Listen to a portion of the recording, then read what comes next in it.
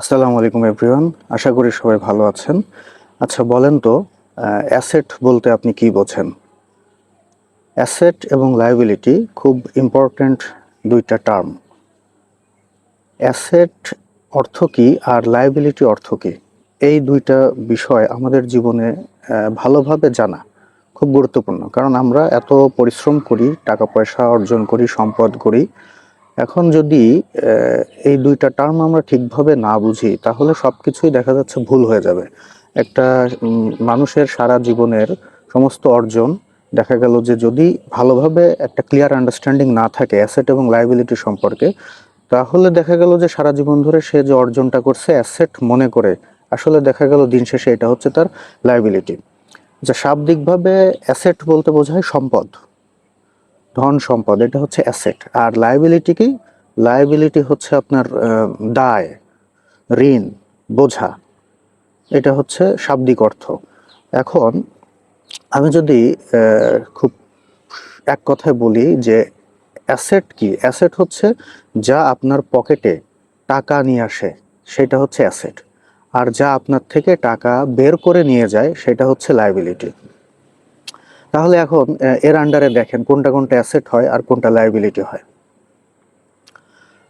এখন যে জিনিস টাকা নিয়ে আসে, ধরেন আমি একটা গাড়ি কিনলাম।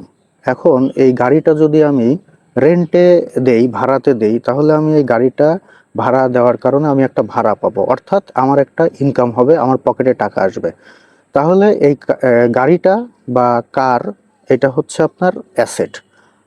আর এই গাড়িটা যদি আমি নিজে ব্যবহার করি, তাহলে এই গাড়িটা থেকে কোনো ইনকাম তো আসবেই না, উপরন্তু এই গাড়িটাকে মেনটেনেন্সের জন্য আমার কিন্তু আরও খরচ হবে, আমার পকেটের টাকা আরও বের হয়ে যাবে। তাহলে গাড়িটা যদি আমি রেন্টে দেই, তাহলে সেটা হচ্ছে অ্যাসেট। আর এই গাড়িটা যদি আমি নিজে ব্যবহার করি, তাহলে কিন্তু এটা আমার জন্য লায়াবিলিটি। ক্লিয়ার কিনা দেখেন, বুঝতে পারেন কিনা। ধরেন আপনি একটা জায়গা কিনলেন, ল্যান্ড, ল্যান্ড বা প্লট, এটা কিন্তু অ্যাসেট। কি জন্য অ্যাসেট? কারণ এর একটা অ্যাপ্রিসিয়েশন আছে। আপনি আজকে যে টাকা দিয়ে একটা ল্যান্ড কিনবেন, এটা 5 বছর পরে, 10 বছর পরে কিন্তু এর অ্যাপ্রিসিয়েশন আছে, এর ভ্যালু বৃদ্ধি পাবে। তার মানে এটা হচ্ছে আপনার পকেটে টাকা নিয়ে আসবে 5 বছর পরে, এইটা হচ্ছে অ্যাসেট। আবার গোল্ড, গোল্ড হচ্ছে লং লং রানে অ্যাসেট। কারণ আজকে যে গোল্ডের ভ্যালু আছে, আপনি যে গোল্ড কিনবেন, এটা 10 বছর পরে বা 5 বছর পরে এই ভ্যালু থাকবে না, তাহলে গোল্ড হচ্ছে আপনার অ্যাসেট। লায়াবিলিটির ক্ষেত্রে দাঁড়াবে, আপনি যদি একটা দামি ফোন কেনেন, লাক্সারি ফোন কেনেন, তাহলে দেখেন এই ফোনটা কিন্তু আপনার লায়াবিলিটি। কারণ এই ফোন আপনাকে কোনো ইনকাম এনে দিবে না, বরঞ্চ এই ফোনটা কিন্তু একটা ডেপ্রিসিয়েশন আছে এই ফোনের। আপনি একটা দামি মোবাইল ফোন কেনার মানে দোকানে আনবক্স করার পরপরই যদি আবার ওইটা রিটার্ন করেন, ওইখানেই দেখবেন যে 15-20 হাজার টাকা দাম কমে গেছে। তার মানে কি? এর ডেপ্রিসিয়েশন আছে। যত দিন যাবে এর ভ্যালু তত কমতে থাকবে। যে প্রাইস দিয়ে ফোনটা কিনছেন, 1 বছর পরে বিক্রি করতে গেলে আপনি হয়তো 50% দামও পাবেন না। তাহলে একটা লাক্সারি ফোন বা একটা দামি ফোন, এটা হচ্ছে আপনার লায়াবিলিটি। আমি আরেকটা এক্সাম্পল দেই। এই এক্সাম্পলটাতে অনেকেই হয়তো আমার সাথে একমত হবেন না, দ্বিমত করবেন, বা অনেকে হয়তো আমার এটাকে পছন্দও করবেন না।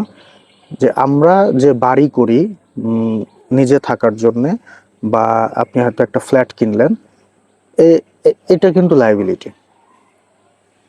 কি জন্য লায়াবিলিটি? আপনি যে বাড়িটা যদি আপনি রেন্টে দিতেন, রেন্ট থেকে যে ইনকাম আসতো, তখন কিন্তু আপনার বাড়িটা থাকতো অ্যাসেট। কিন্তু যখনই বাড়িটা আপনি নিজে থাকছেন, তার মানে আপনি যদি একটা বাড়ি করেন 1 কোটি টাকা দিয়ে, বা একটা ফ্ল্যাট কেনেন 1 কোটি টাকা দিয়ে, এই 1 কোটি টাকা কিন্তু এখানে আটকে যাচ্ছে, এখান থেকে কোনো ইনকাম তো আসতেছে না। আরও এখানে কিন্তু মেনটেনেন্স একটা কস্ট আছে আপনার, কিছুদিন পর পরই বাড়ির বিভিন্ন মেনটেনেন্স থাকে। এখন এটা যেহেতু আপনি নিজে বসবাস করবেন, এটা তো আপনি সেলও করবেন না, তার মানে এই টাকাটা পুরাটাই আপনার সারা জীবনের জন্য আটকে থাকবে। তো এটা হচ্ছে লায়াবিলিটি। আবার বাড়িটা যদি আপনি হয়তো একটা 5 তলা বাড়ি করলেন, 5 তলা বাড়ি করে 1 তলাতে নিজে থাকলেন আর 4 তলা আপনি রেন্টে দিলেন, তাহলে আবার এটা অ্যাসেট, কারণ এখান থেকে একটা ইনকাম জেনারেট হচ্ছে। এখন আমাদের মধ্যে একটা প্রচলিত কনসেপ্ট আছে যে নিজের বাড়ি বা নিজের ফ্ল্যাট, এটাকে আমরা অ্যাসেট মনে করি।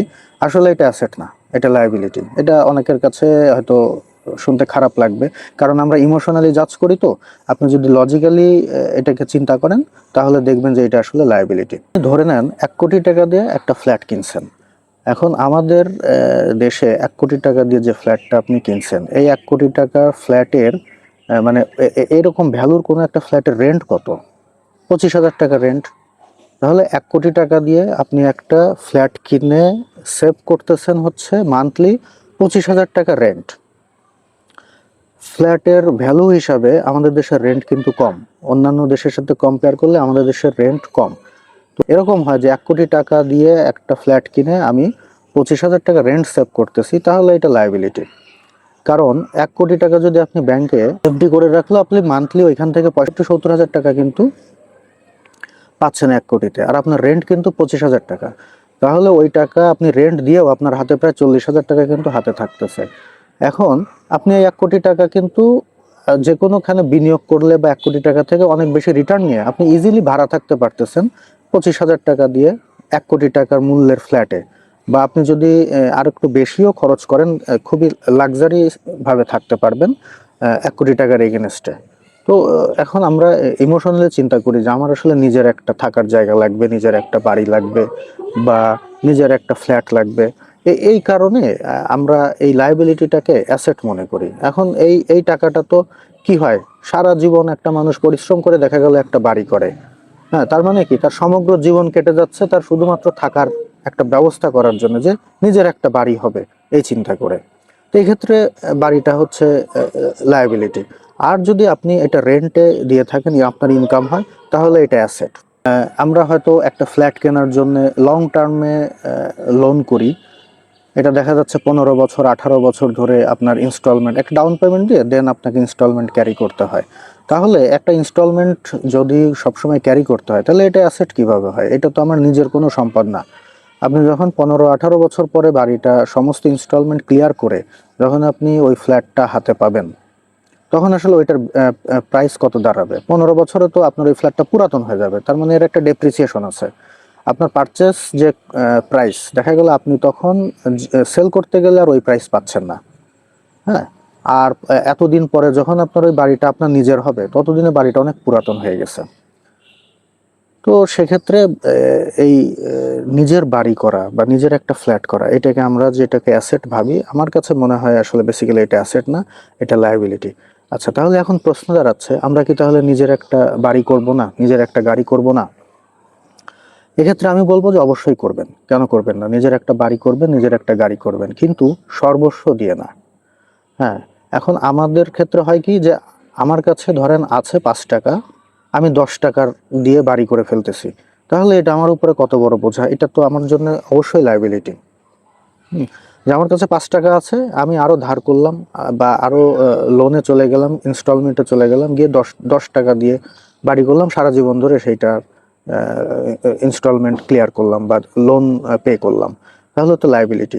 আপনার কাছে 10 টাকা আছে, এখন সেইখান থেকে আপনি 2 টাকা দিয়ে যদি বাড়ি করেন বা ফ্ল্যাট কেনেন, কোনো সমস্যা নেই, তাহলে আপনি করতে পারেন। আপনার কাছে 10 টাকা আছে, সেখান থেকে আপনি 1 টাকা দিয়ে গাড়ি কিনলেন, তাহলে করতে পারেন, এটা আপনার উপরে এরকম কোনো প্রেশার হবে না। কিন্তু আছেই 2 টাকা, সর্বস্ব দিয়ে বা লোন করে আমি মানুষকে দেখানোর জন্য একটা ফ্ল্যাট কিনলাম, মানুষকে দেখানোর জন্য ইনস্টলমেন্ট একটা গাড়ি কিনলাম, তো এটা তো আমার জন্য বোঝা, এটা তো আমার জন্য লায়াবিলিটি। তো আশা করি অ্যাসেট এবং লায়াবিলিটির এই বিষয়টা আপনারা বুঝতে পেরেছেন। তো এটা আপনাদেরকে উপকৃত করবে আশা করি আমি। কারণ অ্যাসেট এবং লায়াবিলিটি সম্পর্কে আপনার যদি আসলে স্বচ্ছ ধারণা না থাকে যে কোনটা আপনার জন্য সম্পদ আর কোনটা আপনার জন্য বোঝা, তাহলে সমগ্র জীবন আসলে মানুষের মানে এখানে ভুল থাকলে পুরা জীবন ধরে আসলে এর প্রতিদান দিতে হয়, বা পুরা জীবন ধরে আপনাকে কিন্তু এটা শোধ করতে হয়। তো এই সম্পর্কে যদি ক্লিয়ার কনসেপ্ট থাকে, কারণ এটা তো একটা অ্যাসেট, যেটাকে আমরা ভাবছি এটা তো অনেক বড় একটা অ্যামাউন্টের। অনেকে আছে তার সমগ্র জীবনের ইনকাম এখানে ইনভেস্ট করে ফেলে, রিটার্ন জিরো। তো এই জন্য এই সম্পর্কে আমাদের একটু স্বচ্ছ ধারণা থাকা দরকার, যেন আমরা ভুল না করি বা লায়াবিলিটিটাকে অ্যাসেট মনে না করি। তাহলে আমি সবশেষে আবারও বলি খুবই শর্টে, যা আপনার পকেটে টাকা নিয়ে আসে, খুব সিম্পল, সেটা আপনার অ্যাসেট। আর যা আপনার পকেট থেকে টাকা বের করে নেয়, যা কোনো ইনকাম দেয় না, সেটা হচ্ছে লায়াবিলিটি। Thank you.